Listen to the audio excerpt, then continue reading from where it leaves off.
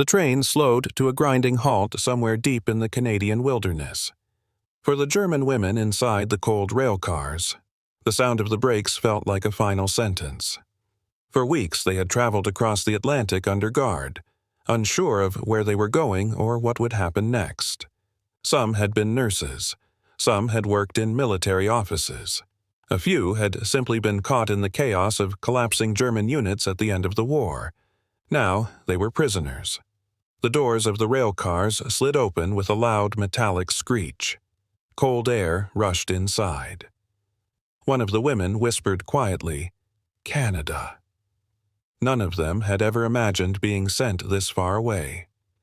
Outside stood Canadian soldiers in heavy coats, rifles slung over their shoulders. Snow covered the ground around the small camp, and tall pine trees surrounded the area like a silent wall. The women stepped down one by one. They expected shouting, orders, maybe humiliation. That was what they had been warned about. Instead, something very strange happened. One of the Canadian guards stepped forward. He looked at the group, clearly noticing how nervous they were. Most of the women avoided eye contact. Then the soldier did something completely unexpected. He smiled, and in surprisingly clear German, he said quietly, "Willkommen in Canada." Welcome to Canada. The women exchanged confused looks. They had expected anger. Instead, they were hearing polite words. Another guard began guiding them toward a row of wooden barracks. "Follow the path," he said calmly. The camp itself looked strange compared to what they had imagined. No shouting, no chaos, just snow, wooden buildings, and soldiers quietly doing their jobs. One of the younger prisoners, Anna Keller, tightened her coat as the wind blew across the yard. She whispered to the woman beside her, "Why are they acting like this?" No one answered, because none of them understood it either. As the group approached the entrance of one of the barracks, something even stranger happened. A Canadian guard opened the door and stepped aside politely, letting the women enter first. Then he looked at one of them, a nurse who had been walking slowly near the back. She looked exhausted from the long journey. The soldier spoke softly, "Careful on the step, Meine Liebe." The German women froze. Several of them turned their heads instantly. Did he really just say that? "My dear," in German, to a prisoner. The room suddenly filled with confused whispers. Why would a guard speak like that? Anna stared at the soldier in disbelief. For the first time since leaving Europe, she realized something about Canada that none of them had expected. This place was going to be very different from what they had imagined. But what the women would discover over the next few weeks would shock them even more. The women didn't speak for several seconds after the guard said it. "Meine Liebe." The words echoed in the quiet wooden barracks. Anna Keller slowly stepped inside with the others, still trying to understand what had just happened. She had expected harsh commands, strict discipline, maybe even insults. Instead, the Canadian guard had spoken to them gently, almost kindly. Inside the barracks, the air felt warmer. A small iron stove stood near the center of the room, glowing faintly. Wooden bunks lined the walls, each with folded blankets stacked neatly on top.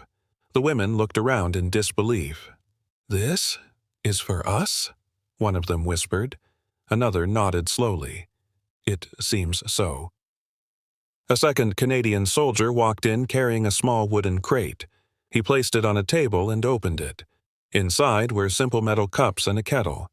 "Tea will be ready soon," he said calmly. The women exchanged confused glances again. Tea? For prisoners? Back in Europe, most of them had heard terrible rumors about Allied prison camps. Many believed they would be treated harshly or used only for labor. But this place looked strangely ordinary.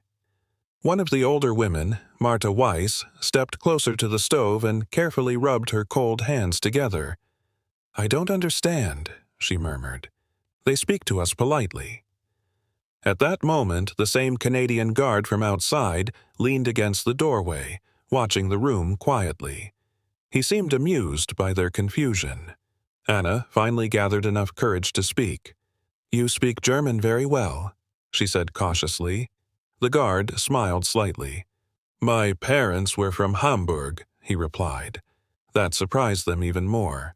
"You're German?" one of the women asked. The soldier shook his head. "Canadian." He paused for a moment.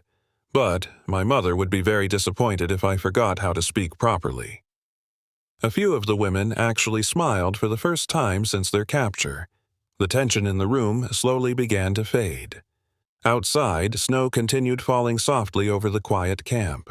A few more guards walked past the windows, their boots crunching through the snow.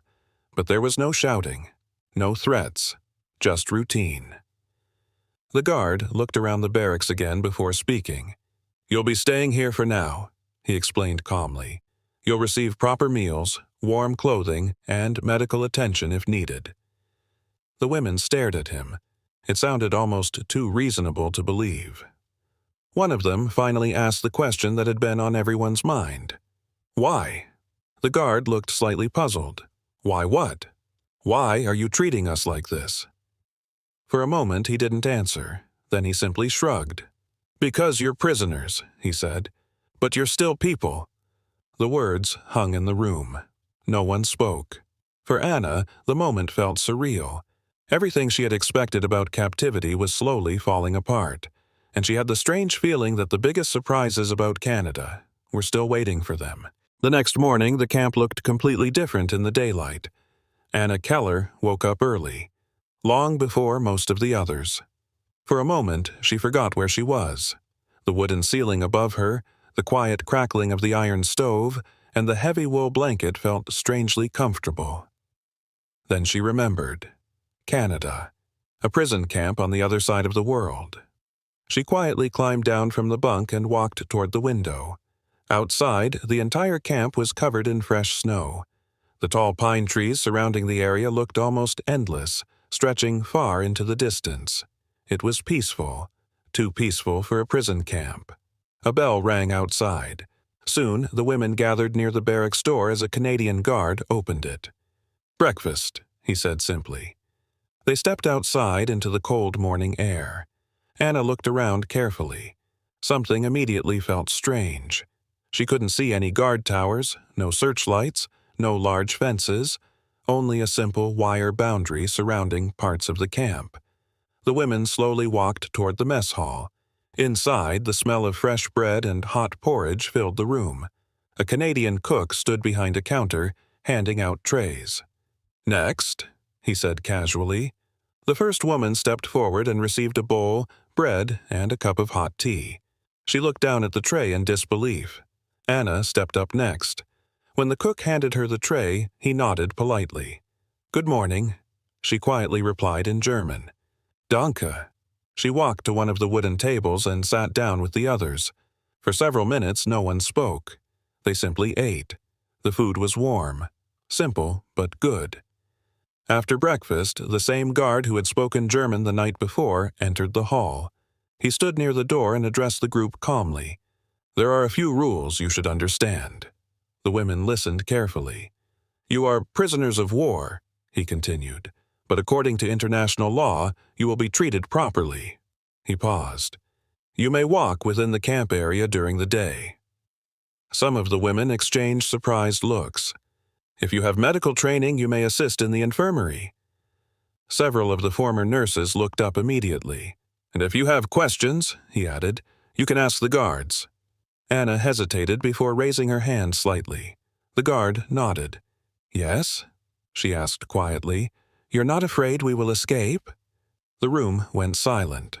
The guard thought for a moment. Then he gestured toward the windows. Beyond them, the endless Canadian wilderness stretched for miles. Forests, mountains in the distance, and nothing else. He gave a small smile. "If you try," he said calmly, "you'll be the first people to ever walk across half of Canada in winter." For the first time since arriving. The entire room laughed. The tension that had followed them from Europe finally broke. In that moment, Anna realized something important. The war had brought them here as enemies. But here, in this quiet camp in Canada, they were being treated as human beings, and the strange words spoken the night before, Meine Liebe, were not meant as mockery. They were simply the beginning of something the women had never expected to experience in captivity. Respect,